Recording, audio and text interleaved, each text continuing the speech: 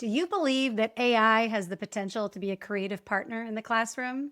Well, our next guest certainly does, and he's helping to make that a reality. In this episode, we look at how K 12 teachers are using artificial intelligence and machine learning for more than just grading and administrative tasks. We're going to learn how an evolving framework, ongoing professional learning, and a little creativity are helping to reshape teaching and learning. Welcome to Teach and Learn, a podcast for curious educators brought to you by D2L. Each week, we'll meet some of the sharpest minds in the K-20 space. Sharpen your pencils, class is about to begin. I'm joined by a very special guest today, Matthew Winters. So excited to have you on the podcast.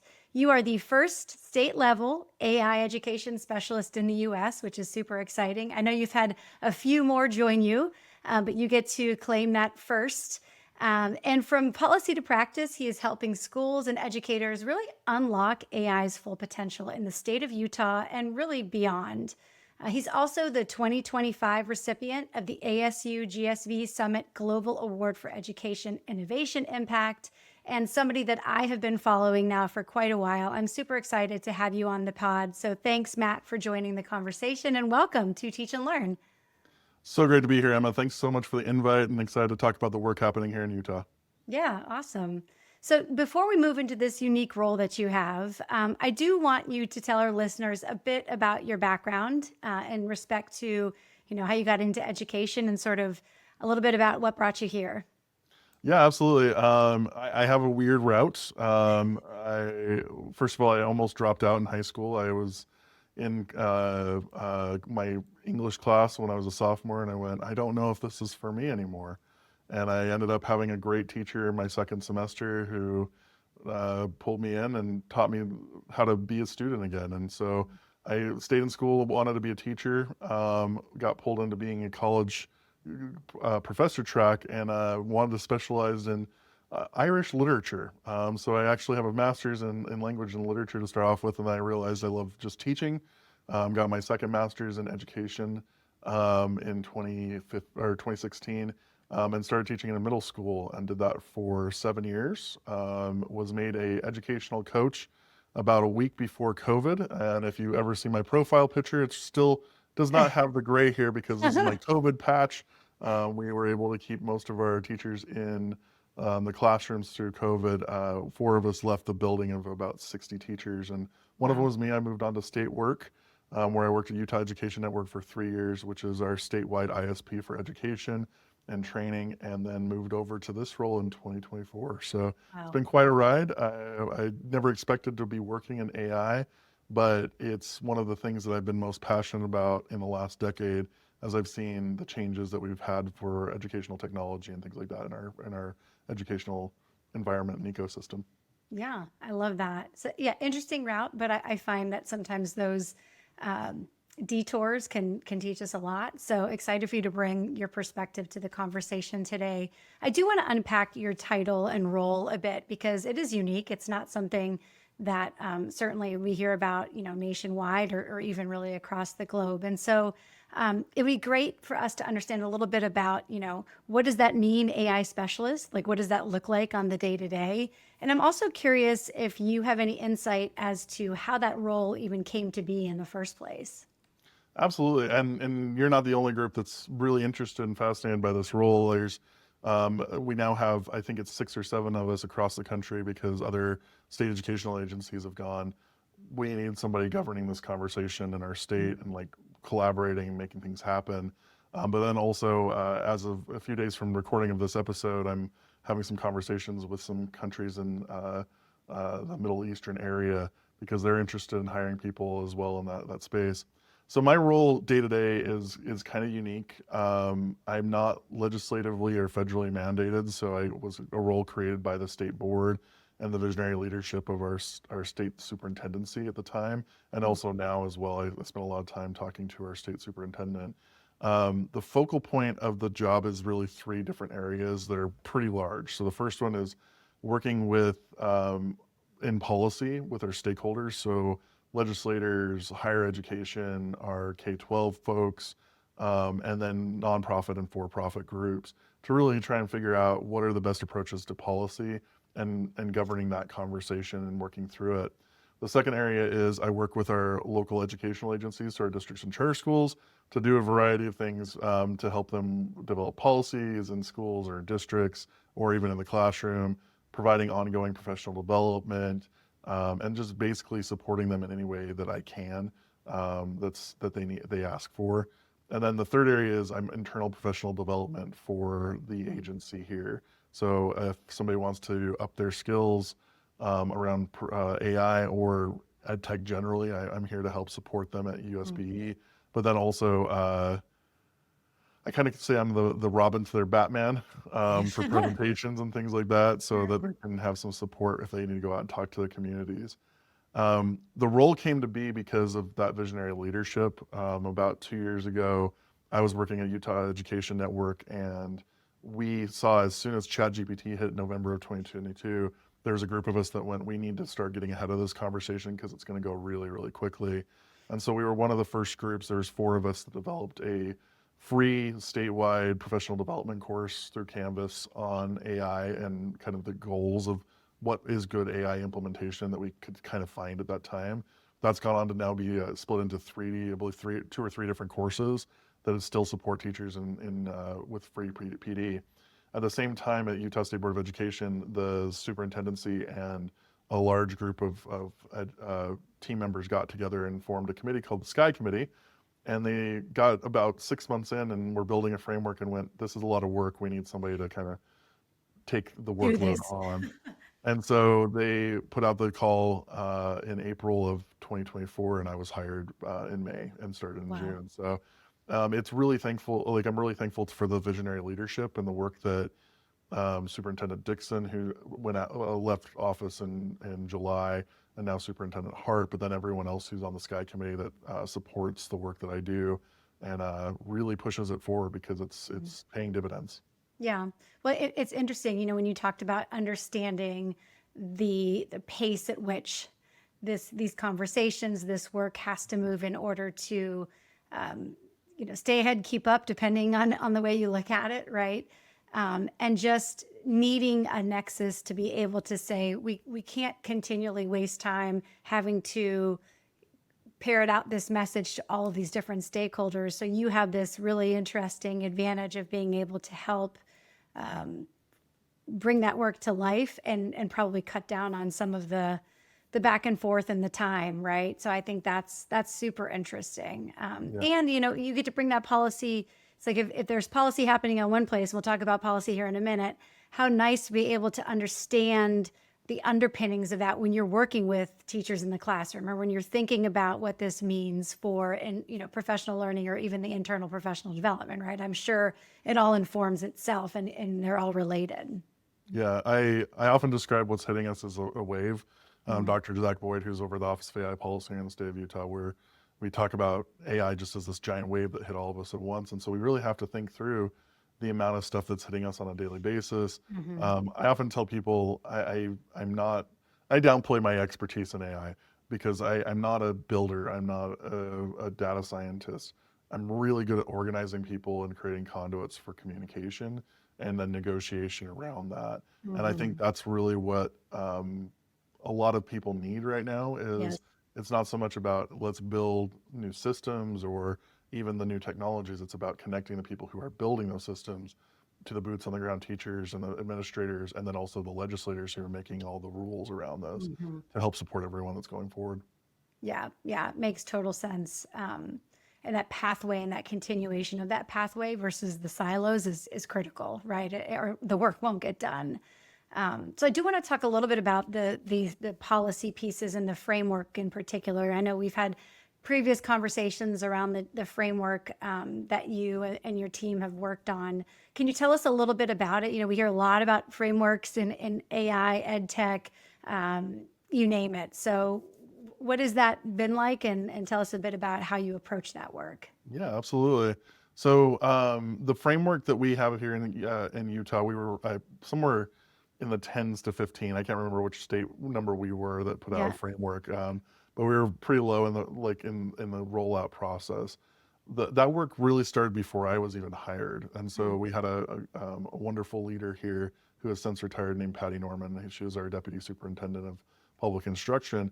And Patty really led the kind of discussion around this and asked so many people in our organization to really think through what this technology was doing to our systems, not just in terms of classrooms, but what is it doing to our infrastructure and IT? How's it going to change professional development, teaching and learning, special education, all sorts of things, and really pushing the kind of the conversation about, let's not go so far out in front that we're getting into conjecture, but let's really be purposeful about how we create the document. So our framework is really put around a couple of big things. First is any laws and codes that are existing from the federal government, but also the local state governments, and then also internal policies to USBE that help support best practices and are supporting the conversations around AI. So things like data privacy, cybersecurity, all kind of weave into this. The second area is really some background information around what is AI, how is it changing our society, changing our education system.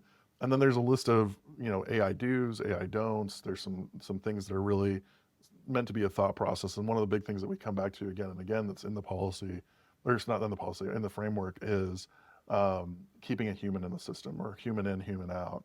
We want to make sure that when teachers are using and students are using AI, there is someone there monitoring the work that the AI is producing, and that it doesn't just become the students are creating work using AI, the teachers are commenting using AI, and so the AI is the one that's learning. Yeah. And so that's a big chunk of our framework, and it's meant to be a living document as we go forward. So right now I'm working on a version 2. I've been working on it for the last couple of months. There's a lot of shifts in the conversation around AI, but I don't like to be, I want to make sure that we get good information Right. and the best information that will help support our LEAs here in the state of Utah. So right now, a couple of things we're adding are things like a glossary of terms, because that was absent in the first draft, and just basic terms like what is a walled garden, what's an agentive AI, those sorts of things. And then looking forward to some of the things that are coming down the pipeline to prepare our systems, because it's coming fast, things like agentive, things like AGI and ASI. How does that play in, and what are some possibilities there? Yeah, that makes total sense. And I think it has to be a living document in this world for sure. Not just for the pace, but just you're having different people seeing the document and the framework as different levels of readiness also, right? So I appreciate that idea of thinking through everything from a glossary where we can't make assumptions about what people do or don't know, or even how that relates to their role, right? Do you think, as you've been working then, like within the school setting, are you finding that the framework has been a good entry point? How does that work when you're working with teachers, for example, or, instructional coaches, students? Is it something you reference, or is it just you're trying to weave those pieces into those types of engagements? Absolutely. So we have lots of touch points with our community. I'm very big on listening and finding out what the community needs, but then also trying to go out and talk more to them. And so we have touch points with our teachers. We just finished, didn't finish. We're working on completing a professional development series that brought in 5,500 educators roughly from the state of Utah, which is about 20% of our teaching population in the state. We were hoping for 1,500. That went way off, much higher. We just finished a series of leadership summits for our administrators. We're working on some professional development for teachers, and we're trying to work with students as well. And so whenever we have these touch points, a lot of the framework gets kind of woven into that process. Right. Things like, again, keeping a human in the system. Data privacy has been a massive concern as well, and making sure that, if students and teachers are using tools, that they are approved tools and under a data privacy agreement in their districts. And that's something that we really reinforce quite frequently through this, but we've also been reinforcing the importance of like creativity and critical thinking as we move through these systems as well. One of the big kind of structural points that we're excited about right now is starting to look at how AI can be effectively used in work with students with disabilities, our multilingual learners, and our gifted and talented, and trying to like see and lead out with not just our local educator communities, but with our larger kind of corporate partners and things like that across the state. Yes. Um, and so that's a big part of it, is just kind of weaving in the framework as we do those things. But then on top of that, in the state of Utah, like many states, we have local control. And so we have encouraged many of our districts and charter schools to read the framework and then make their own that is effective for their local community. And at this point, we have somewhere between 50 and 70% of our districts have Wow. some sort of work in play. And many of our charter schools are working on it as well, because they can develop those policies more effectively for the local constituency. And so that's Right. part of what the Leadership Summit was last week, was to encourage some of our LEAs to really work that through. We're doing some for charter school specific in a couple of weeks as well. And it's really to just support everyone so that we can get the best policies in place for our students going into the future. Sure. Well, and we're seeing a lot of repetition in this work, so it's helpful to have some level of template to be able to go off of, and maybe broaden the, view of different leadership teams, especially as they're thinking about their communities and their populations, but also bringing to light things they might not be thinking about, right? Because there's certain things we might be focused on or not. We talked about the living document. And I know in previous conversations, and I've heard you bring this up before, but I've heard you talk about the portrait. And we all know Portrait of a Graduate, if we're in the K-12 space and beyond. But you have a bit of a twist on that when you talk about the portrait of an AI graduate, right? Is that what you call it? And I'd love for you to speak to that a bit, because I think you're working on iterations as well, not Yeah. just of the K-12 graduate, but also college, et cetera. So I think our audience would be interested in that, because that's really compelling work. Yeah. About 6 months ago, this was end of April, beginning of May, we put together a team that looked at Portrait of a Graduate. We're a big Portrait graduate state. There's many of us across the country and then around the globe. And if you're not familiar, Portrait of a Graduate is the knowledge, skills, and dispositions we would like to encourage in a system for when a student graduates from high school. And it's a really powerful project. It was something that I did while I was in my classroom, and encouraged my other fellow teachers to kind of look at it. So when I moved over to the state board, I knew that as our former superintendent Dixon also always put it, but then Superintendent Hart now, it's our guiding star. We want to have all of our students graduate with these knowledge, skills, and dispositions. So when we convened this team together in April, late April, early May, we wanted to build a portrait project around artificial intelligence. And so it's, again, knowledge, skills, and dispositions. And we wanted to do students and teachers because, again, it hit all of us equally at once. And so there's a lot of similarities between the portrait because the skill sets right now are very similar. There are differences in terms of roles and needs there, but it includes things like things that we want our students to generally learn: creativity, critical thinking, collaboration, but then also things like prompt writing and prompt Yes. development. That's so important to understand the changing nature of how to work with an AI and actually ask it the correct questions.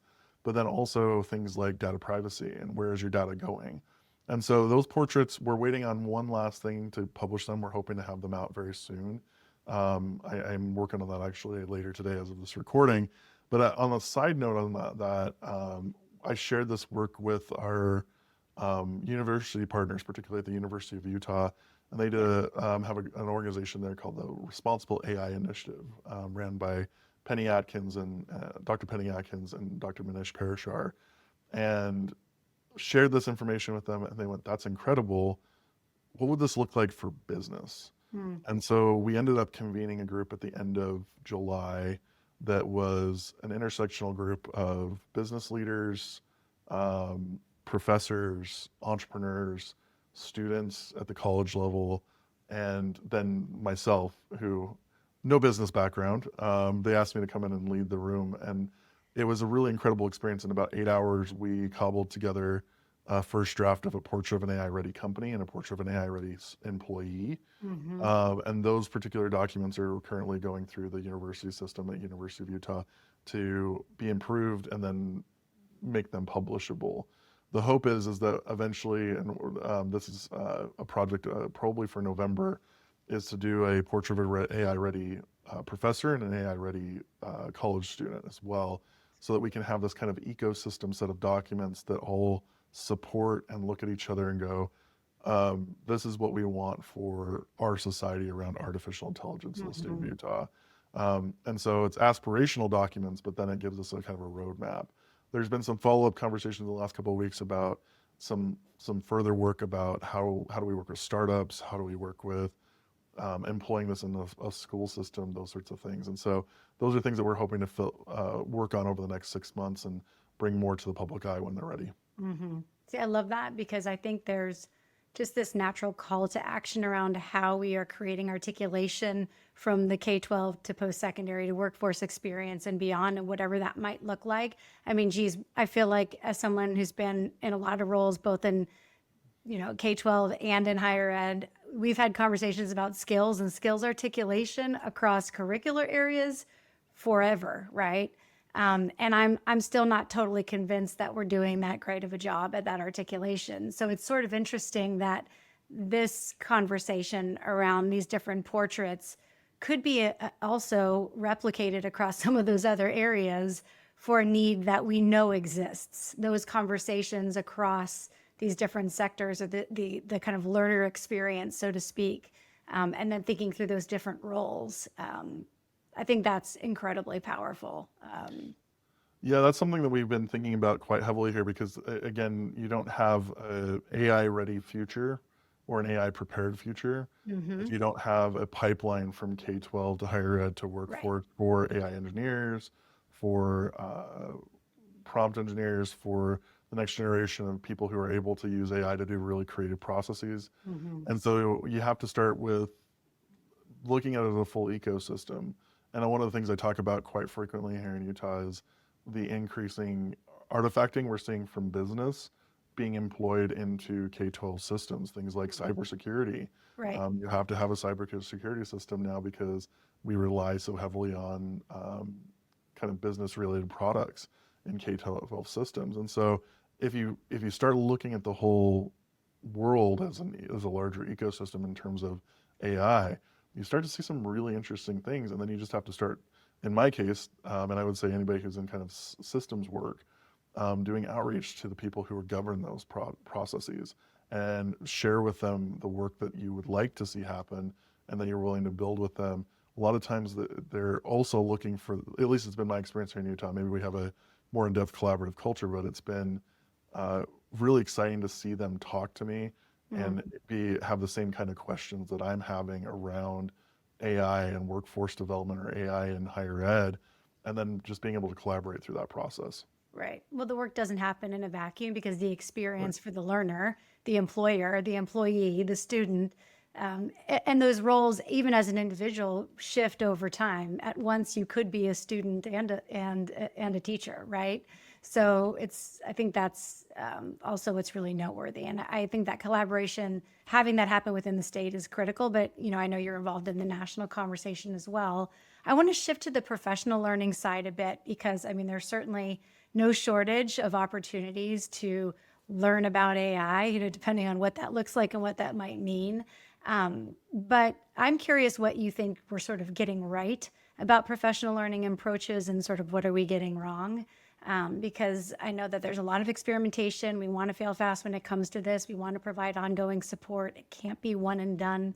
So curious sort of what you've learned as you've introduced these professional learning programs to your communities. Yeah. First, I'll say this about professional development. My personal hero, Ken Robinson, once said that professional development should not be looked at as a cost, it should be looked at as an investment. And I think that's no more true today than it was 20 years ago. It's been true forever with teaching. If you pay in, and it's true for companies as well. Yeah. The more you pay into your employees and helping them develop the skills that they need for their job, but then also that they'd like to learn to be have self-efficacy in their position, then the more likely they are to have job satisfaction and excitement. And we actually see less movement sometimes because of that, because people are excited to stay where they're at. And so I always think about professional development as it's a investment in our future.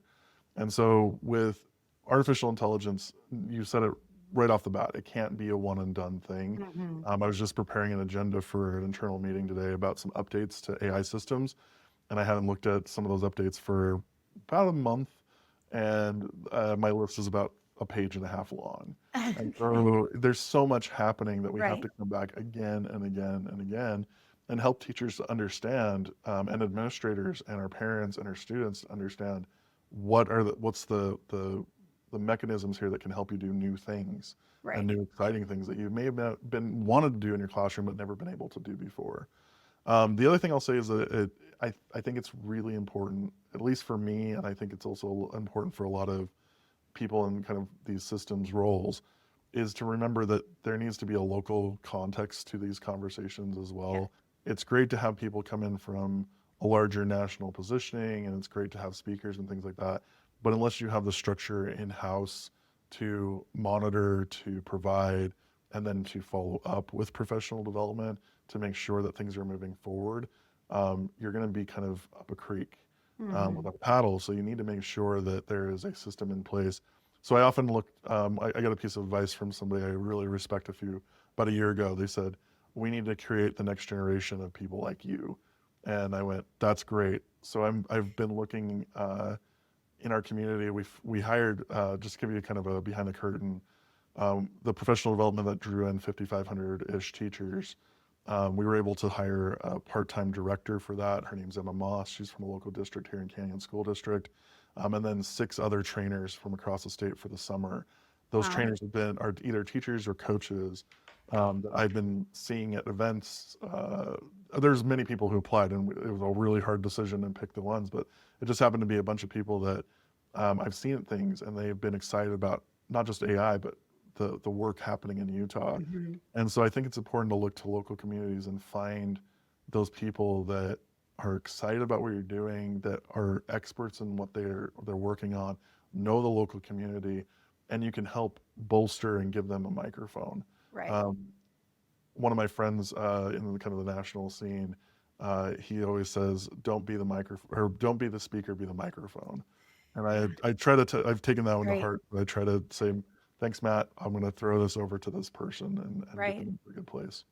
And it's funny because what we know about professional learning and PD experiences in general, especially when it comes to teachers and educators, whether you're talking K-12, higher ed, changing their practice, is you can put every expert or piece of research in front of them, but they are much more likely to make a decision or a change to their teaching practice based on something they've heard from a colleague.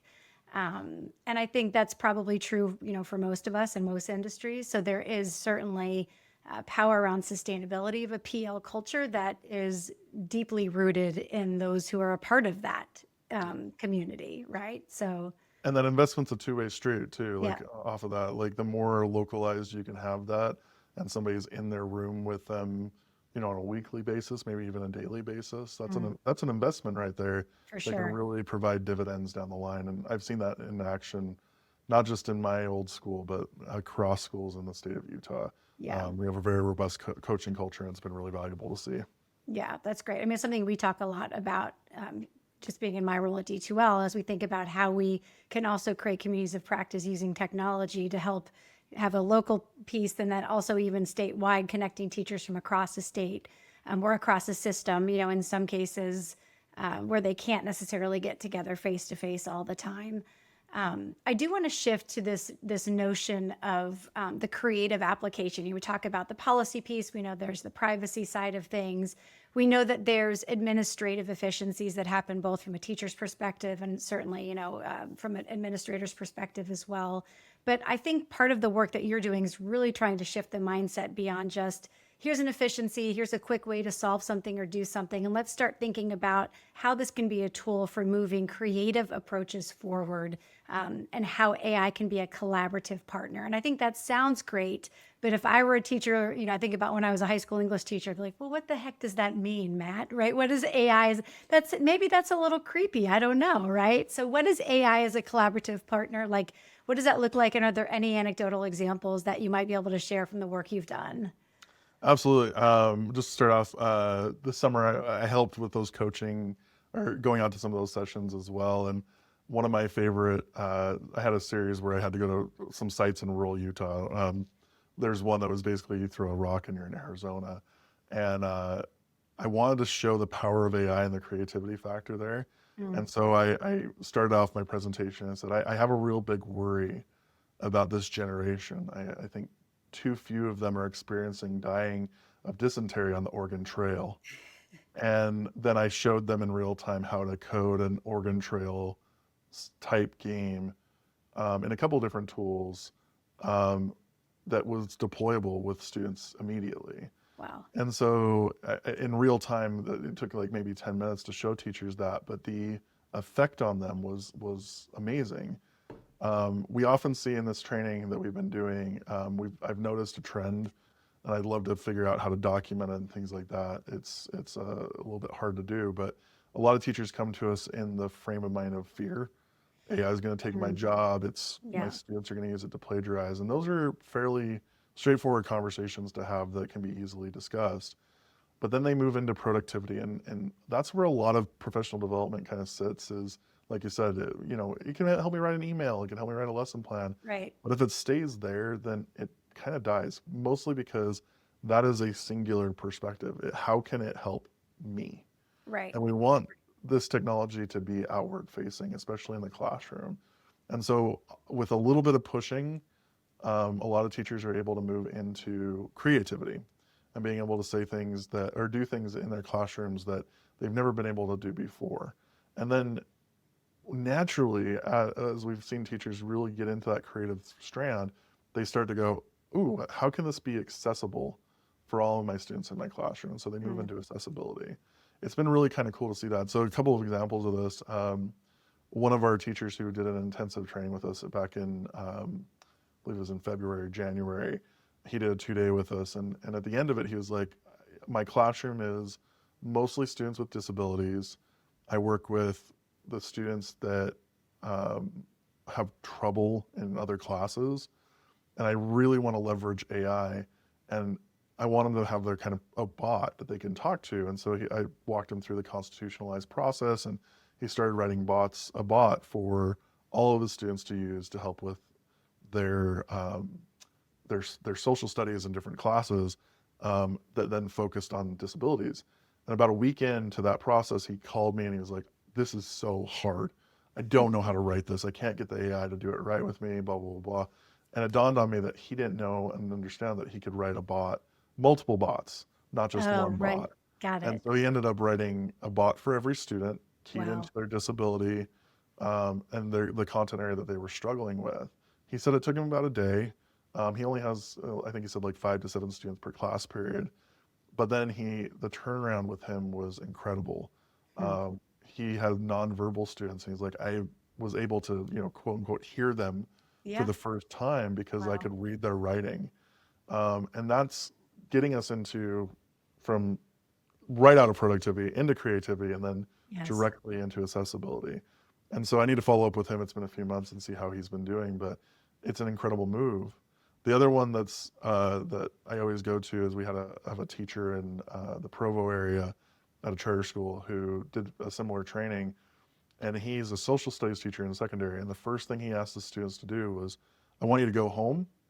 We're going to learn about the Vietnam War in the next unit. Choose your favorite chat bot. Ask any question you want for 20 minutes about the Vietnam War. Copy the transcript, turn it into me. That's it." Right. And he said the students kind of rebelled. They were like, "This feels like cheating." And I was like, "It's not cheating. I'm asking you to do it." Right. This is There the are some, assignment. yeah, as some people point out, there's some data privacy concerns with that, but Sure. really, Sure. it's just looking at what questions and knowledge activation. The next day, he came back with a Notebook LM notebook that he had put only sources from the Vietnamese side into, and had the students ask questions of that chat in class. The next day, he had the same notebook open, but had removed all the Vietnamese sources and only plugged in American sources from the Hmm. Americans' point of view, and had the students go through some of the same questions and watched as the information was different. Wow. And so he had this really great, set of standards that he was working off of, and he hit all of them. Yes. And so those are just a couple of the things that we're starting to see from educators. Part of that program that we were running, the teachers who finish, which right now we have about 500 of them that have finished, will be paid out for a lesson plan that either uses AI with students or teaches about AI with students. All those lesson plans will be available on an OER Commons in the next few months That's for great. teachers worldwide. So Oh, we're wow. excited to see Yeah. them. You heard it here, listeners. Even if you're not Utah based, this is something anybody can access. Yep. That's cool. That's really cool. Well, and as you're talking, I'm thinking about the other topic that is sort of in my mind lately, which is all about assessment and how we're rethinking strategies related to evidence-based instruction, but also how we're using assessment data. This has long been something I'm passionate about, but understand that it's hard to get as a faculty member myself and teachers that I know, it can be difficult to support that data-driven instruction in the classroom. But as you're talking about these different types of assessment, I think it's shining a light on the creativity around that. In some ways, I think that that's also bringing fear for folks who have done it a certain way for a very long time, right? Do you see potential for AI in those scenarios? Like number one, being able to rethink assessment, which I'm assuming is yes, because you've just described it, but also how it might help teachers use data more effectively to actually change or pivot some of their teaching practice. Yeah, I think there's a lot of space for this place to, or for data use to grow with AI. What I think the biggest worry here is to do it right. As Right. you know, in any country, we have data privacy laws for students. In the U.S., it's FERPA and COPA. In Utah, we have more laws on top of that that are localized, that are really important and and need to be very deeply respected. But in order to get to a place where we understand how AI can affect assessment and achievement, and whether or not that information or those test scores are actually, kind of system wide, or if they're only localized to a classroom, you really have to have systems that enable researchers. As we know right now, as of recording, this conversation is only about 2 years and 8 months old, and that's not a lot of time for research cycles to do mass studies on these. And so that's something that we as systems workers, and something I'd pay deep attention to. We have a collaborative here in the state of Utah that is our higher ed institutions, our workforce folks, our Utah Systems of Higher Ed, Yeah. our K-12 team members, and then also some for-profit and nonprofits. And then we also have groups from like Stanford and MIT and University of Chicago on board as well. And basically what we're trying to do is figure out how to leverage AI and AI adjacent tool sets to help speed up that research process, Yeah. not just for education, but across governance.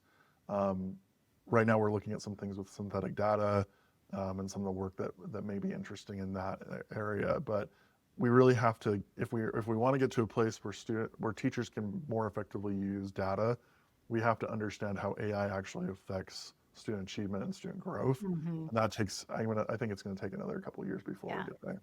For sure. Well, there's a theme, right? You're talking about, again, this is not a problem to be solved just within one system. There has to be that cross sector, cross functional approach if we want to do it right.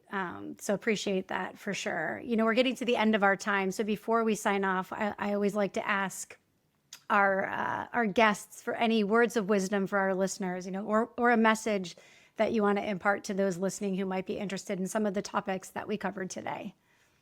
Yeah, I've been thinking about this one for the whole conversation. I think the biggest thing for me is listen more than you talk. There's so much going on with this conversation, but then in education in general, and you've got a lot of competing interests. And so if you sit and listen to people and try to understand their perspectives, you're going to be in a much better positioning than if you spend most of the time chatting or Right. talking. And so that's been something that I really try to do here in my work, is listen more than I talk.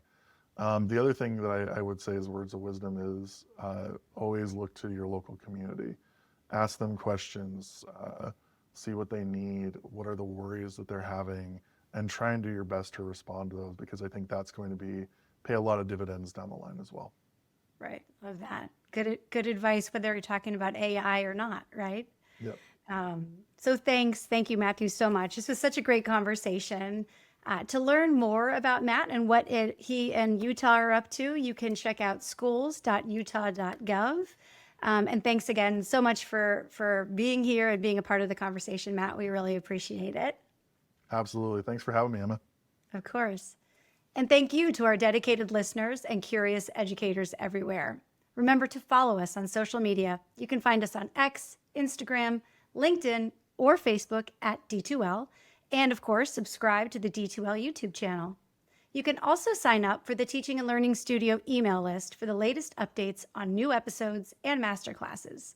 And if you like what you heard, remember to rate, review, and share this episode. And please remember to subscribe so you never miss what we've got in store. You've been listening to Teach and Learn, a podcast for curious educators brought to you by D2L. To learn more about our K through 20 and corporate solutions, visit d2l.com. Visit the Teaching and Learning Studio for more material for educators by educators, including masterclasses, articles, and interviews. And remember to hit that subscribe button. And please take a moment to rate, review, and share the podcast. Thanks for joining us. Until next time, school's out.